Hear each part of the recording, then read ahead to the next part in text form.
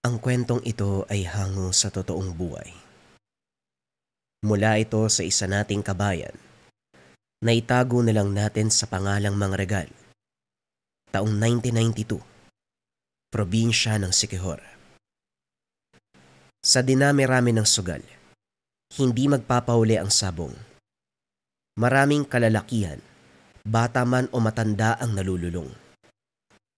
Kabilang dito si Mangregal na sa tuwing uuwi galing trabaho, diretsyo na ng sabungan. Lahat ng pera ay dito nauubos. Isang gabi habang pauwi galing sa pagsusugal, nakasabayan niya si Mang Tomas, ang sabungero na madalas nananalo ang manok. Kinaiinggitan nito ng lahat dahil walang palya ang pagkapanalo. Linggo-linggo ang bawat swerte. Tomas, umamin ka nga sa akin. Magkaibigan naman tayo eh. Ano bang sekreto mo para manalo palagi sa sabong? Kahit ni isang beses, hindi ko pa napansin na natalo yung manok mo magmula nung nagsimula ka. Sabihin mo nga para magawa ko. Palagi na lang akong talo eh. Wika ni Mang Jerry, kaibigan ni Mang Tomas. Sekreto?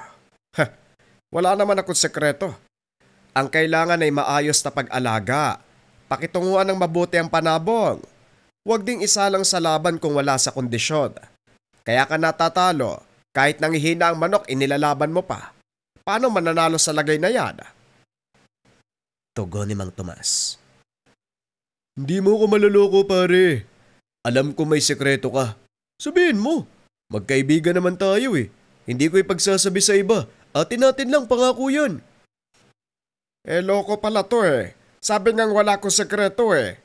Kailangan pa ba ng ganyan eh? Sabong lang naman to. Ikaw masyado mong sineseryoso mga bagay-bagay. Kung ano-anong iniisip mo. Walang sekreto ang manok ko. Nananalo ko kasi maayos ang pag-aalaga. Yun lang, wag kang makulit. Nakakairita yung boses mo. Huling wika ni Mang Tomas. Nakita sila ng isa pang kaibigan, si Mangregal. Hindi niya na narinig ang usapan dahil lumiko na ang dalawa sa kabilang kanto. Hinatid ni Mangregal ng tingin ng dalawa. Binaybay ang sariling daanan patungo sa bahay. Pagdating, sinalubong kagad ng asawa na merong pang hawak na walis tingting. Regal, anong oras na ngayon ka lang umuwi? Akala ko ba hanggang alas 5 lang ang trabaho mo sa construction? Bakit ginagabi ka? Dumaan ka sa sabungan ano?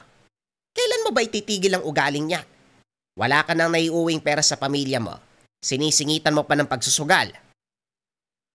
Wika ni Aling Dayang kay Mangregal. Naglilibang lang yung tao, ikaw naman. Nagkayayaan kasi yung mga katrabaho ko kaya sumama na lang. Nakakayang tumanggi. Sa kanila pa naman ako umuutang ko minsan. At saka huwag ka mag-alala. Hindi naman ako pumupusta. Tugon ni Mangregal. Oo, hindi ka pumupusta kasi wala ka ng pera. Ano, may dala ka bang may ulam na mga bata? Kanina pa nag-aantay sa'yo mga yon. Nakatulog kasi ang tagal mong dumating. Meron naman. Nagsalo-salo kanina. Kaya pumuslit ako ng pansit at ilang piraso ng adobong manok. May sabaw din pala. Gisingin mo mga bata, kumain na tayo. Dito lang ako sa bakuran at magpapahangin. Habang dinarama ang simoy ng hangin at patingin-tingin sa paligid, napansin ni Mangregal si Mang Tomas. Nagmamadali itong naglakad patungo sa kabundukan. Lumilingon na parabang takot masundan. May dala itong bayong. Sa kuryosidad ay sinundan niya ito. Nakarating siya sa tahanan ni Mang Ugis. Matandang mag-isang naninirahan sa kabundukan. Marami itong alagang manok na panabong. Kung minsan dito bumibili ang mga sabungero. Mabait ang matanda. Marunong tumulong sa kapwa lalo na kung nangangailangan.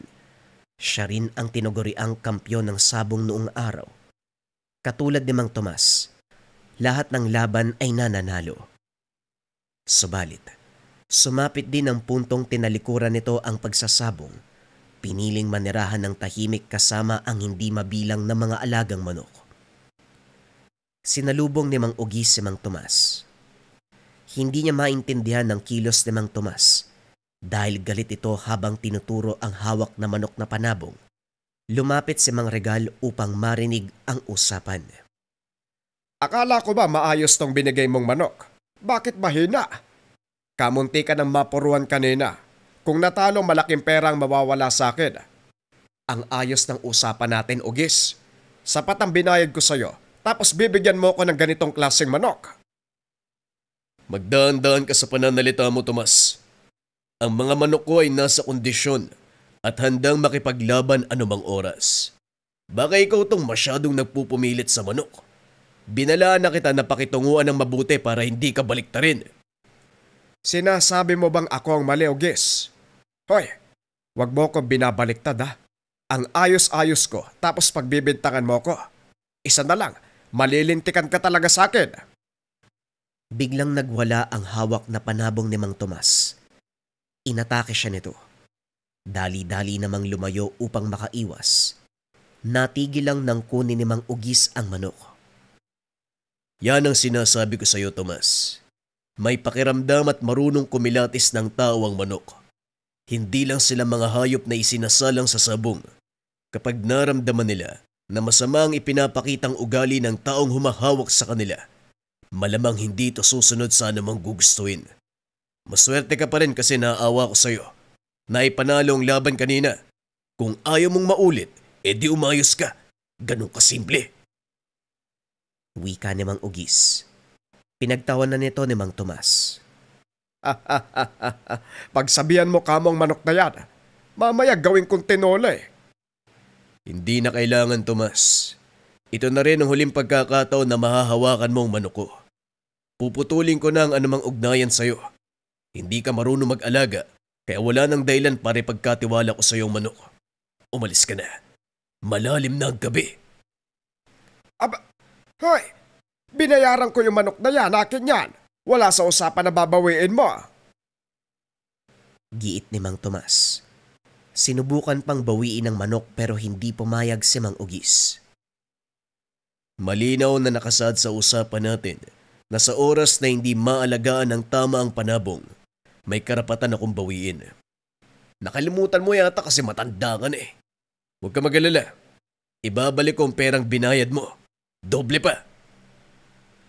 Inihagis niya sa harapan ni Mang Tomas ang perang nakabalot sa tela. Sige lang, Ugis.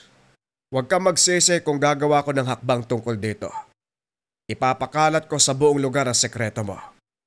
Nananalo ka lang naman sa sabong hindi dahil malakas ang manok mo, kundi dyan sa tinatangan mong mutya.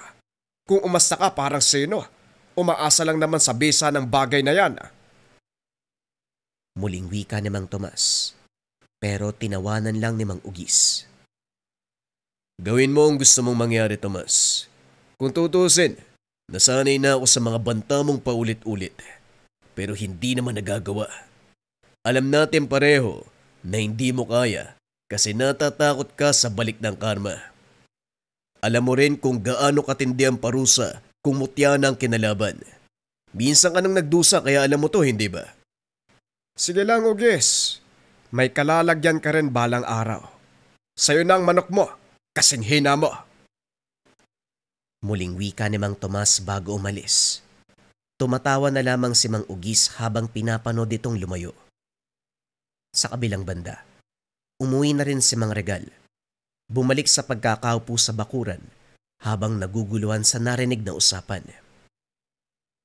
Kung ganon, gumagamit ng mutya si Mang Ugis para manalo sa sabong. Anong klaseng mutya na ba? Sa pagkakalam ko, ginagamit lang ito para manalo sa labanan kontra sa aswang. Hindi sa ibang bagay kagaya ng sabong. Aba, posible pala yun ha. Wika ni Mang Regal sa sarili. Iwinaksi rin ng mapansin ng oras.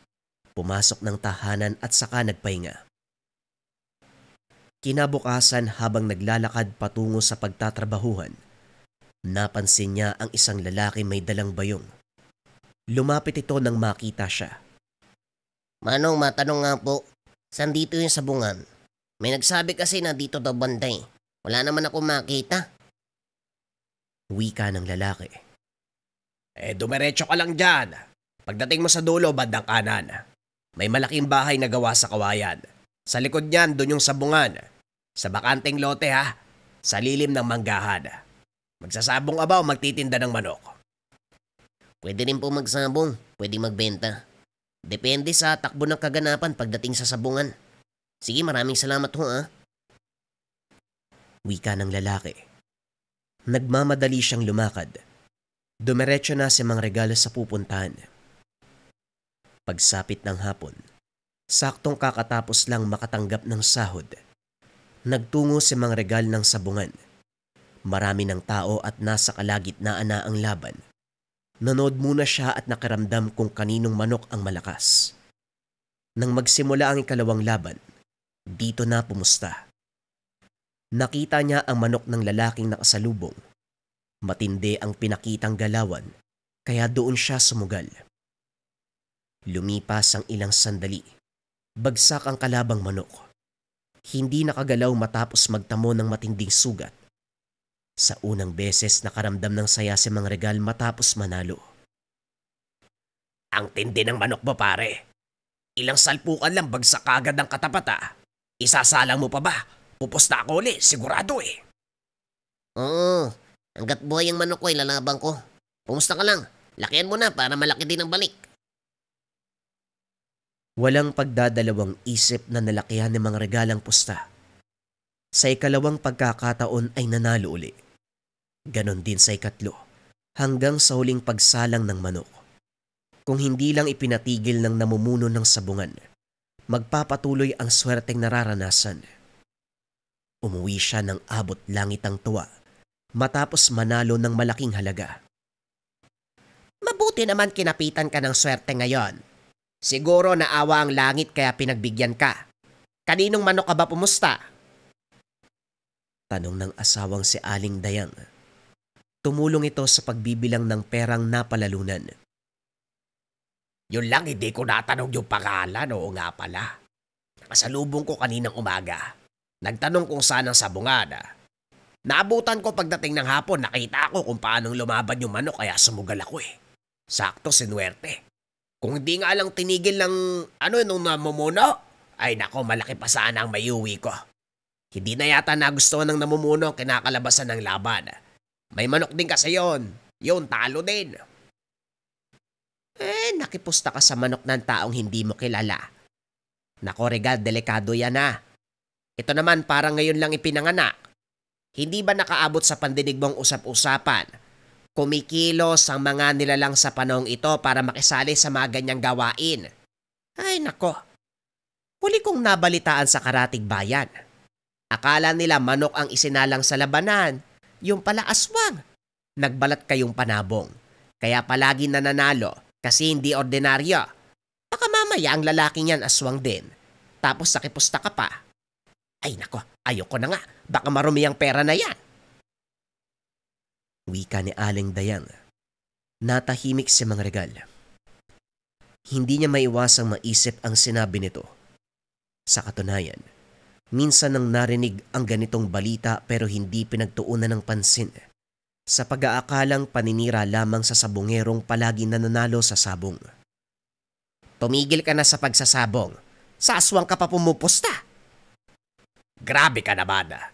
Ngayon na nga lang tayo tinamaan ng swerte, tapos ganyan pa ang sasabihin ba? Wika ni Mang Regal pero sa kaloob-looban. Hindi magawang baliwalain ang sinabi ng asawa, lalo na nang maisip ang narinig na usapan sa pagitan ni Mang Tomas at Mang Ugis. Sa mga sumunod na araw, nagpang-abot sa sabungan sina Mang Regal at ang lalaking sabungero. Pumusta pa rin siya sa kabila ng pagdududa. Pinairal ang ideyang mananalo ng malaking halaga. Hindi naman bigo dahil sunod-sunod na naipanalo ang laban. Hindi nga lang nagkaroon ng pagkakataon na magtanong dahil sa tuwing matatapos ang sabong nawawala ang estranghero. Nasundan pa ang pangyayari pero sa puntong ito, ibinili ng lalaki ang panabong sa pamamahala ni Mang Regal. Nawala sa isip ang sinabi ng asawa. Pinangimabawa ng tuwa sa ideyang siswertehin dahil sa hawak ang manok. Sa pagdaan ng mga araw, tinamasa ni Mang Regal ang sunod-sunod na pagkapanalo. Humantong sa puntong kinainggitan ng mga kasamahang sabungero. Minsan dinadala pa sa tahanan upang mag-inuman. Pabor dahil nasa kabilang bayan ng asawa, walang makakasita. Pero unti-unti siyang nagtataka sa tuwing sasapit ang gabi. Kung minsan, napansin na parang may ingay sa kulungan ng manok. May mga pagkakataon pa na hindi niya nakikita at bigla na lang lumilitaw sa umaga. Naging mapili din sa patuka. Meron pang pagkakataon. Nakita niya sa loob mismo ng tahanan. Tulog na ang mga anak ng oras na ito. Siya naman ay naalimpungatan sa may hinang kaluskos. Tuluyang nagising nang maramdamang may ibang nilalang sa paligid. Pagdating sa kwarto ng mga bata, bumungad ang panabong na nakapatong sa bukas sa bintana. Nagtataka siya dahil sarado naman ito kanina.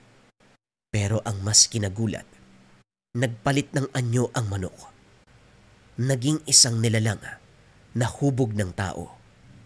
Dali-dali niyang hinugot ang bakal sa gilid at saka sinalubong ng ampas hanggang sa maitaboy. Nakaalis naman subalit nagtamo siya ng kalmot. Nang mga sandaling ito, hindi lubos maisip ang nangyari. Pagtingin sa kulungan, napagtantong ang halimaw ang manok na panabong na ibinigay sa kanya ng lalaki.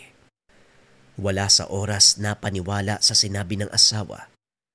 Hindi rin maiwasang maalala ang usapang narinig mula kay Mang Ugis. Upang makumpirma, pinuntahan niya ang tahanan nito kinaumagahan. Ano nangyari? Ito ang unang beses na napasadya ka sa bahay ko. Anong meron, Ragal? Gusto ko lang pong malaman kung gaano katotoo ang narinig kong usapan tungkol sa mga aswang na sumasali sa sabong. Yung kunwari manok yung dala, pero ang totoo alaga pala nila. Meron po bang ganon? Posible po ba talaga ang ganito? Napabuntong hininga si Mang Ugis. Hinimas ang pakpak ng bitbit na panabong. Oo naman. Walang imposible kapag aswang na ang kumilos. Sandali nga. May naamoy ako sa'yo. Hindi kaya nakipagsabuatan ka sa isang aswang? Iniwanan ka ng manok, ano? Nagulat si Mang Regal sa sinabi nito. Oho, kaya nga ho nagtanong ako kasi kagabi, nakita ko yung panabog eh. Nag-anyong aswang ho. Kung hindi ako nagising malamang, nabiktima ang mga anak ko. Umalis din naman kaagad ang saguring ko eh. Hindi doon nagtatapos ang problema, Regal. Hindi dahil nakatakas, wala na. Babalik ang aswang para maituloy ang pambibiktima sa pamilya nyo. Nangyari na ito dati. Kakilala kong nalulong sa sabong. Ikaw ang magdesisyon. Hayaan mo ba akong tulungan ka o ikaw na ang bahalang tumugi sa aswang? Bang Ugis, wala po akong alam sa ganyang bagay. Kaya hihingi ako ng tulong sa inyo. Ito naman talaga ang pakay ko sa pagpunta dito eh. Kung alam ko lang na ganong klaseng tawang lalaking yon, hindi sana ako nagpalinlang. Regal, normal ang magsisi. Nangyari na ang nangyari. Huwag mo na masyadong isipin. Sandali lang ha. Liligpitin ko lang ang mga panabong ko at sasamahan kita sa inyo. Gusto ko makita yung kulungan ng manok kung saan mo siya nilagay. May kailangan akong siyasatin. Inantay niya si Mang Ugis. Pagkatapos ay sabay silang bumalik sa kanyang tahanan. Dumiretso na si Mang Ugis sa kulungan ng manok. Hinawakan ng tali. Ilang sandali pa alam kagad ang lugar na tinuluyan ng aswang. Tignan mo nga naman. Desperadong makapambiktima ang loko.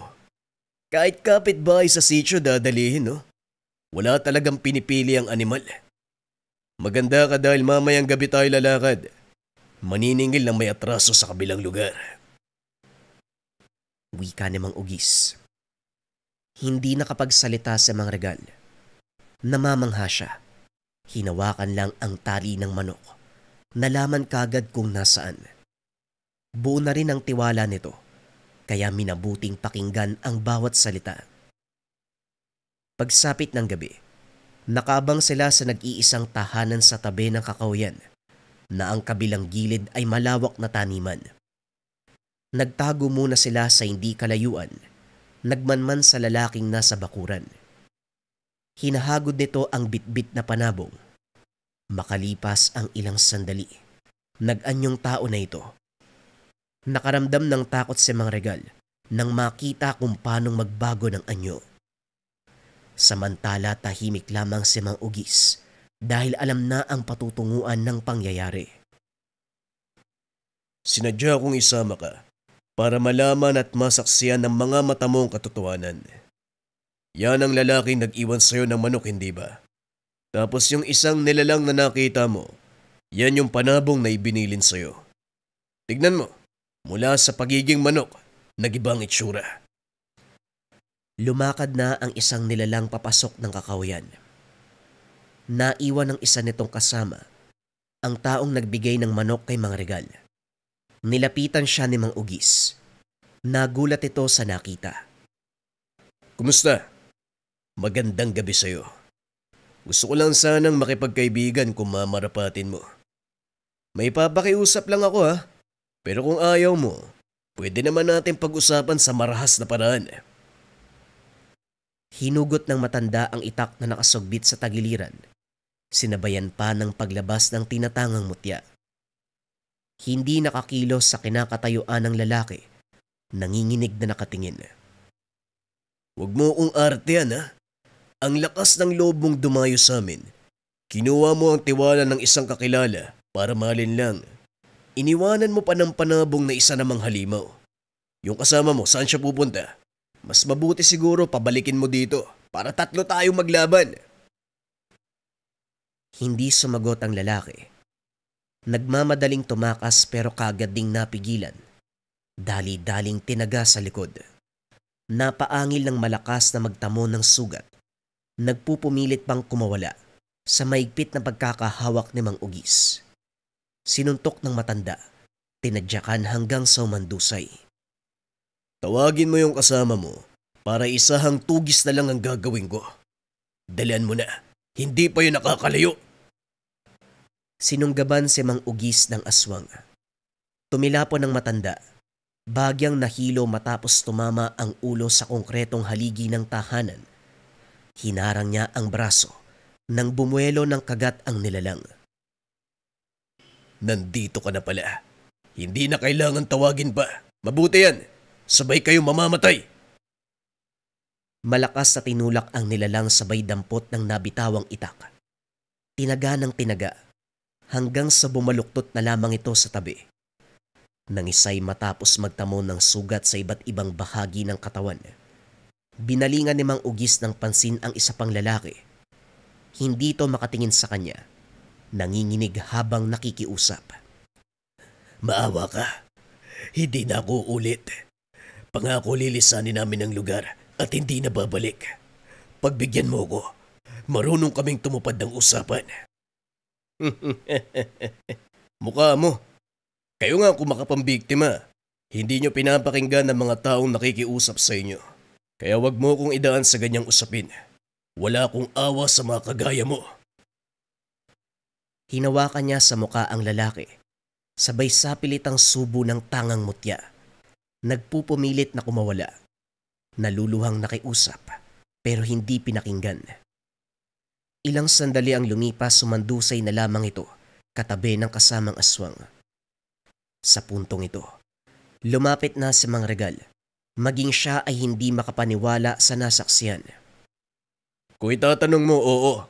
Dapat patawan ng kamatayan ng ganitong klase ng nilalang. Hindi ito magtatanda. Ulit-ulitin lang din ang kasamaan kaya para matapos na, tapusin na lang natin ang buhay. Tumango si Mang Regal.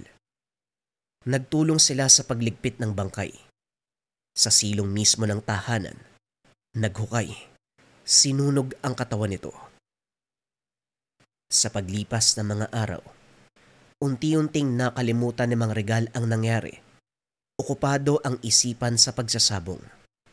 Binigyan kasi ng manok ni Mang Ugis at muling nakasalap ng swerte. Sunod-sunod ang pagkapanalo, walang palya. Ikaw ang pinasahan ng swerte ni Tomas, ano? Tumigil sa pagsusugal ang matanda, tapos ikaw naman tong pumalit. Ano ba ang sekreto nyo sa mga manok? Palagi kayo nananalo. Wala naman.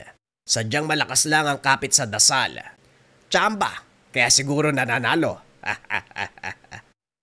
Ay nako, ayaw mo lang sabihin para kang si Tomas. Kung nandito lang ang taong yon, ganyan din ang isasagot. Mga takot malamangan. Sa kabila ng tinatamas ang swerte, hindi nakakalimutang balikan ng nagbigay. Binibisita ng mga regal si Mang Ugis upang magpasalamat sa biyayang natatanggap mula sa sabong. Pagkatapos ng labanan, inuwi niya rito ang panabong upang mabasbasan at magabayan sa tinatangang mutya. Ito ang sekretong hindi niya kayang sabihin sa iba. Kondisyon ng manok no ikaw ang nag-alaga. Hindi kagaya ni Tomas. Kapag iuwi ang manok, nagwawala. Kung sabagay, magaspang kasi yung ugali ng isang yun. Nagtampo nga sa akin eh. Kaya umuwi muna ng probinsya. Matanda na pero asal bata. Basta Regal, patuloy mo lang naalagaan ang manok. Hindi ito titigil sa pagbibigay ng swerte. Sa ngalan na rin ang gabay na mutya. Pinangatawanan ni Mang Regal ang napagkasunduan nilang dalawa. Patuloy sa pagsasabong. Patuloy ang pagdaloy ng swerte. At habang tumatagal, dahil sa walang palyang pagkapanalo, siya ay tinagurian na kampyon ng sabong.